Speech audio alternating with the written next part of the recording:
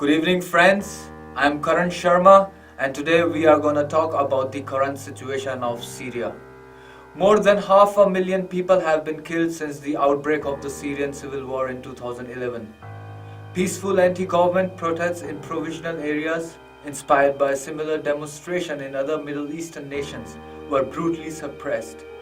The government of President Bashar al-Assad responded with a bloody crackdown, followed by piecemeal concessions that stopped short of genuine political reform. After almost a year and a half of unrest, the conflict between the regime and the opposition escalated to a full-scale civil war. By mid-2012, the fighting has reached the capital Damascus and commercial hub Aleppo, with growing number of senior army officers deserting Assad. Despite peace proposal put forth by the Arab League and United Nations, the conflict only increased as additional factions joined the armed resistance, and the Syrian government received support from Russia, Iran, and the Islamic group Hezbollah. A chemical attack outside Damascus on August 2013 21st brought the US on the brink of a military intervention in Syria.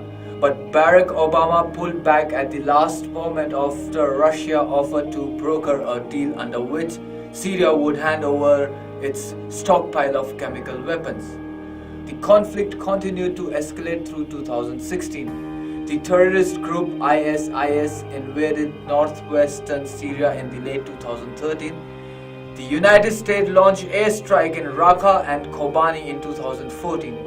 And Russia intervened on behalf of the Syrian government in 2015. At the end of February 2016, a ceasefire brokered by the UN went into effect, providing the first pause in the conflict since it began. By the middle of 2016, the ceasefire had collapsed and the conflagration erupted again. Syrian government troops battled opposition troops, Kurdish rebels and ISIS fighters, while Turkey, Russia, and the US all continued to intervene. In February 2017, government troops recaptured the major city of Aleppo after 4 years of rebel control, despite a ceasefire began in effect at the time. As the year progressed, they would reclaim other cities in Syria. Kurdish forces, with the backing of the US, had largely vanquished ISIS and controlled the northern city of Raqqa. Despite attempts to implement yet another ceasefire in late February, government forces launched a major air campaign against rebels in the eastern Syria region of Ghouta. On February 19, 2018, Syrian government troops backed by Russian aircraft launched a major offensive against rebels in the region of Ghouta, east of the capital of Damascus, the last rebel-controlled area in the east. Ghouta has been under siege by government forces since 2013. It is home to an estimated 400,000 people and been declared no-fly zone for Russia and the Syrian aircraft since 2017. The outcry was swift following the February 19 attack. On February 25th, the United Nations Security Council called for a 30-day ceasefire to allow civilians to flee and aid to be delivered, but the initial 5 hours evacuation plan for February 27th never occurred, and the violence continued. What is the international response? Failure of diplomacy? Diplomatic efforts at a peaceful resolution of the crisis have failed to end the violence. Russia, which has substantial interest in Syria, has insisted that Syrians alone should decide their fate. In 2017, China announced that it would also send military aid to Syrian government. Meanwhile, the US announced that it would stop aiding rebels. Who is in power in Syria? That is the question that we should think about all the time.